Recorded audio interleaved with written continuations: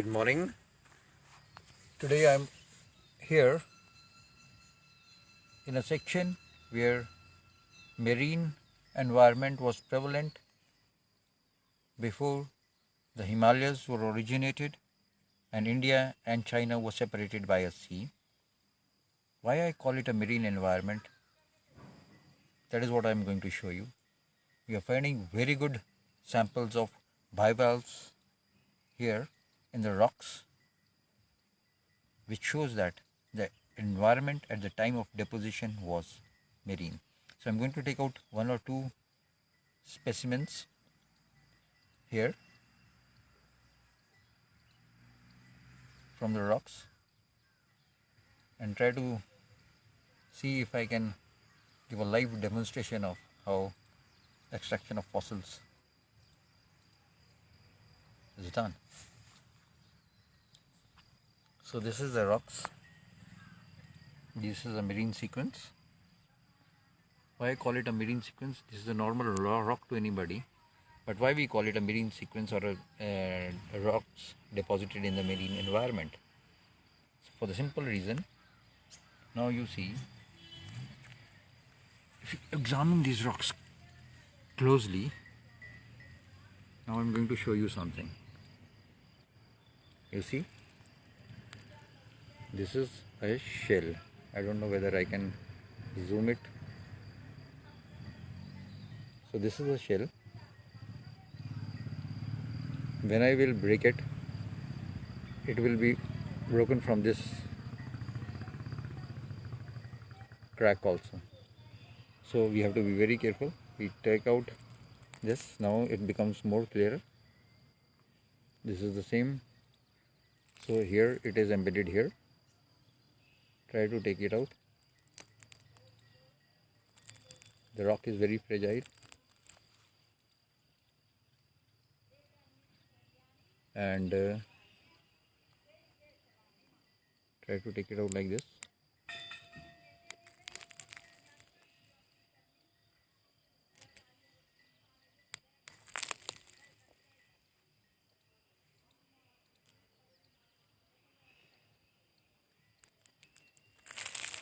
Very fragile. Can't use a hammer or a chisel. Now you see this.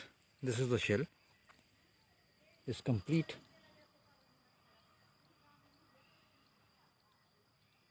You can see the striations of the shell in the rocks, but this is a fracture crack which has developed, and when we try to break it, this may be beautiful preserved specimen we are getting here. Can you see this?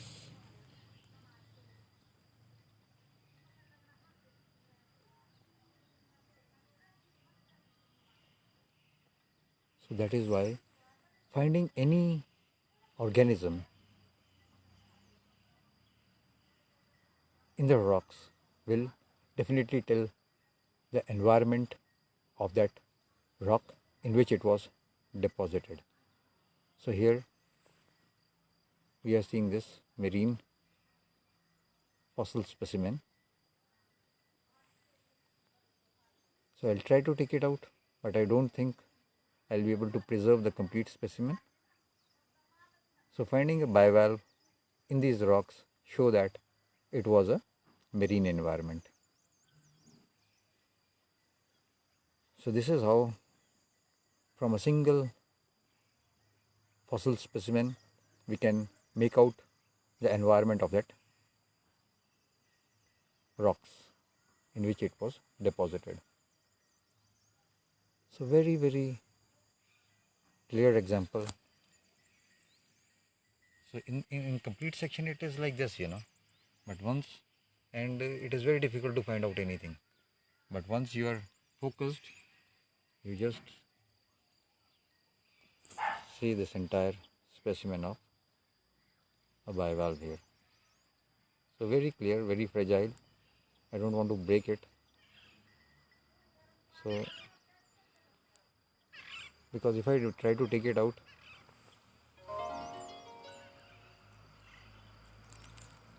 now it becomes more clearer.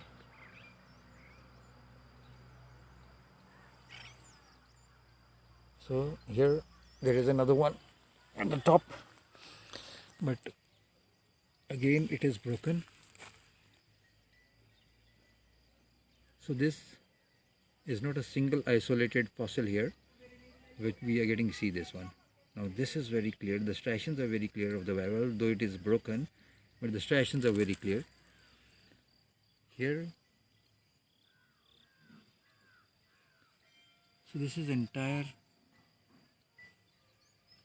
thick sequence of marine environment in which these bivalves were deposited, and from this we can conclude very clearly that the rocks were deposited in a marine environment.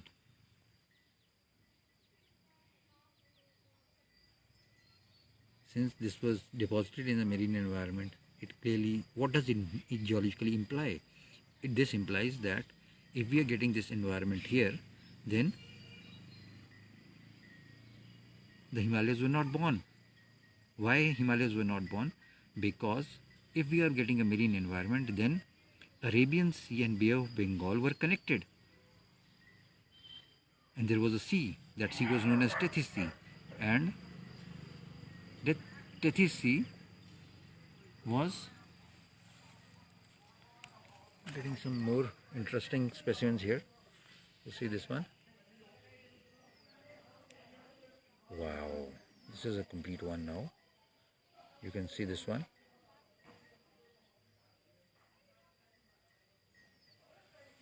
So try to take some specimens and preserve it in the museum which we are trying to create, but taking them out is a task in itself, and preserving them in the museum is another task. So very interesting specimens we are getting here. And in the morning, oh wow, try to figure out some more specimens here. So preservation of fossils is, so any other fragmented remains we are getting here. This one here, you see.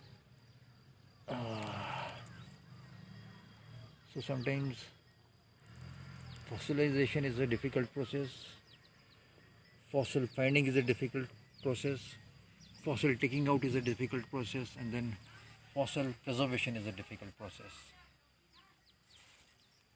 because millions and millions of fossils might have been preserved, but how many of these fossils we are able to see is just a matter of time, you know. So now I would like to speak in Hindi. आज हम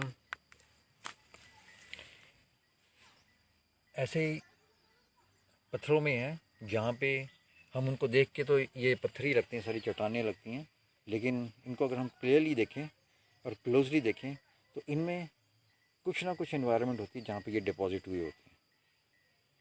तो इसको हम कैसे बता सकते हैं कि ये कौन सी एनवायरनमेंट में डिपॉजिट हैं? ये एक बहुत ही इंटरेस्टिंग विषय हो जाता है। और हम कुछ भी बोलते रहें, लेकिन जब तक इसके अंदर हमारे को कुछ ऐसी चीज़ ना मिल जाए जो कंक्लूसिवली इसके बारे में बता सके, तब तक इस एनवायरनमेंट के बारे में हम इतना ज़्यादा रॉक्स को देख के भी बता सकते हैं, लेकिन वो इतना ज़्यादा कंक्लूसिव नहीं होता। अब यहाँ पे क्या है कि इंटरेस्टिंग चीज़ क्या है कि यहाँ पे हम एक देख पा रहे हैं कि ये देखिए आप, ये एक इन पत्थरों के बीच में, अब आप ध्यान से देखेंगे तो आपको ये ऐसा नज़र आएगा कि ये एक शेल है,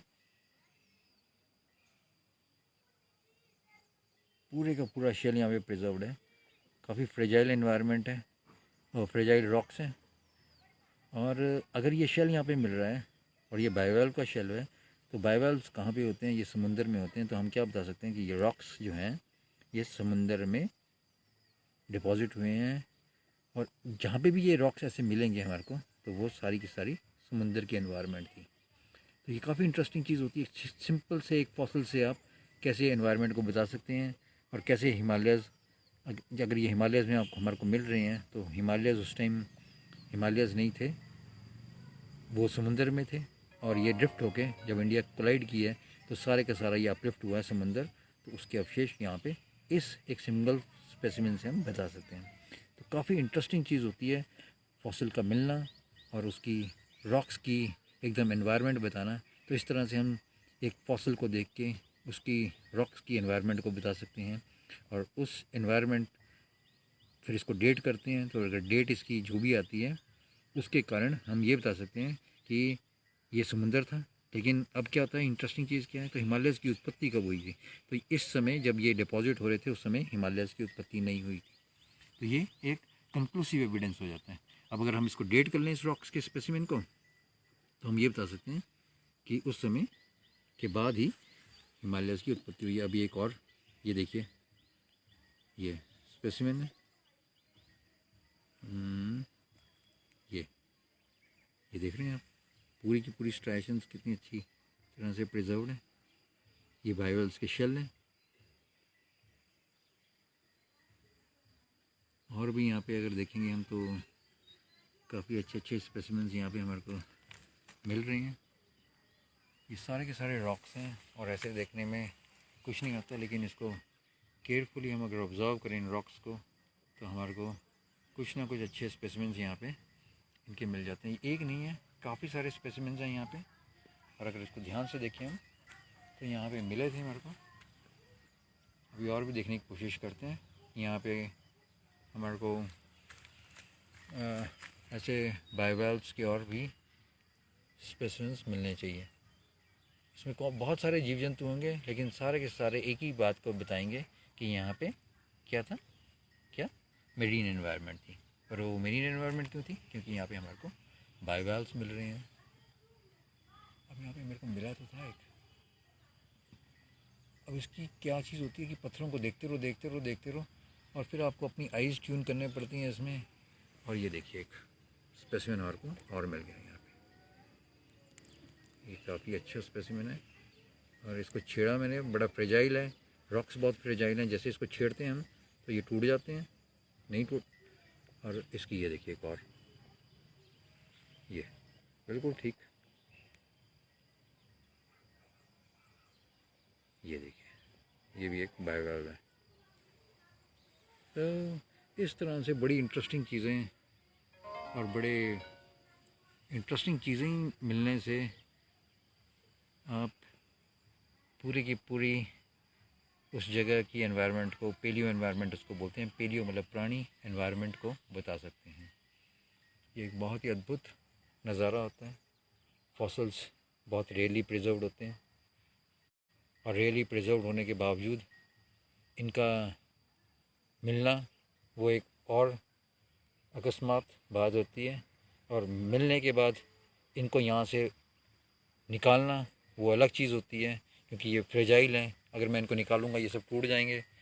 पर फिर भी अगर हम कुछ निकाल के ले जाते हैं, फिर लैब में प्रिजर्व करना और लैब में प्रिजर्व करके कैसे एक कॉमन आदमी को हम दिखा सकें, ये एक बहुत बड़ा चैलेंज होता है। और उसको रिकन्स्ट्रक्ट करके, क्योंकि जब हम स्पेसिमेन यहाँ से निकाल के ले जाएंगे और वहाँ पे रखेंगे किसी भी म्यूज़ियम में, तो वो सारे का सारा या तो अपनी कलेक्शन में रख देते हैं या म्यूज़ियम में रखते हैं। तो वो सिर्फ उसके लिए एक पत्थर होता है, लेकिन वो पत्थर एक एनवायरनमेंट को बताता है, जिसके कारण हम बहुत ही इंटरेस्टिंग चीज़ें जान सकते हैं अपने पुरानी एनवायरनमेंट के बारे में। और अगर एक बार हम ये सक्षम हो जाते हैं कि कैसी हमारी एनवायरनमेंट थी, तो उससे हम लेसन्स ले सकते हैं कि कैसे अर्थ एक डायनामिक चीज़ है, कैसे कैसे ये परिवर्तन अपने आप होते रहते हैं।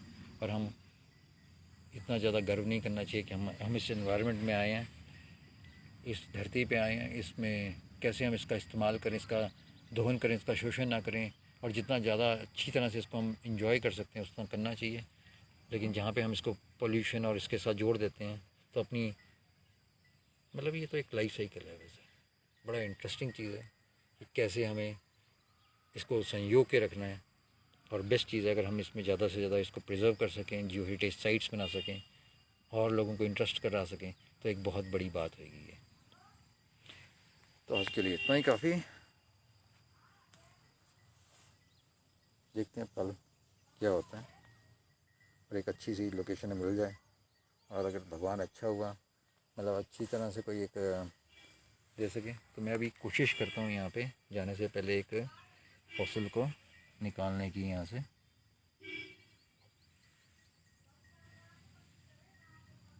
अब ये देखिए बहुत ही बेहतरीन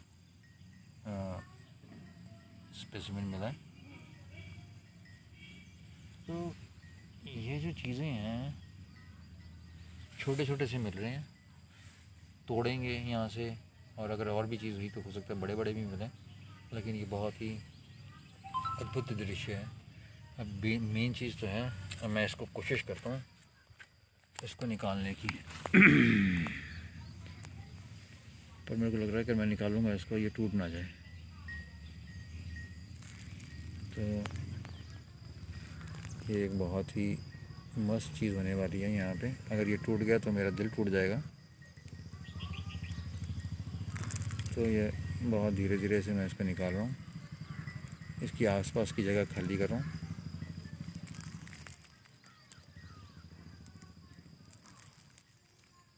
आप देख सकते हैं कि इस पत्थर को तोड़ने के लिए मेरे को कोई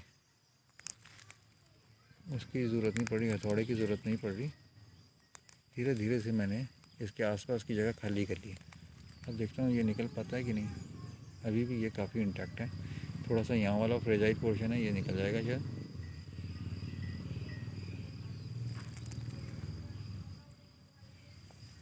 अब इसको मैंने यहाँ पे रख दिया। अब दूसरी चीज़ क्या है, अब इसको निकालना है। अगर ये निकालने में पूरा का पूरा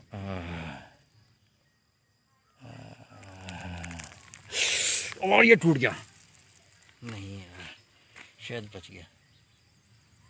तो इस तरह से ये देखिए पूरे का पूरा स्पेसिमेन मैंने ये यहाँ पे रखा, और इसका जो काउंटर पार्ट था वो ये है, तो मैंने ये यहाँ पे इसके साथ जोड़ दिया। तो ये पूरे का पूरा शेल फिर से बन गया। तो एक शेल हमने बचा लिया, और इसको हम प्रिजर्व करेंगे और लेबोरेटरी में अपने म्यूज़ियम में लेके जाएंगे।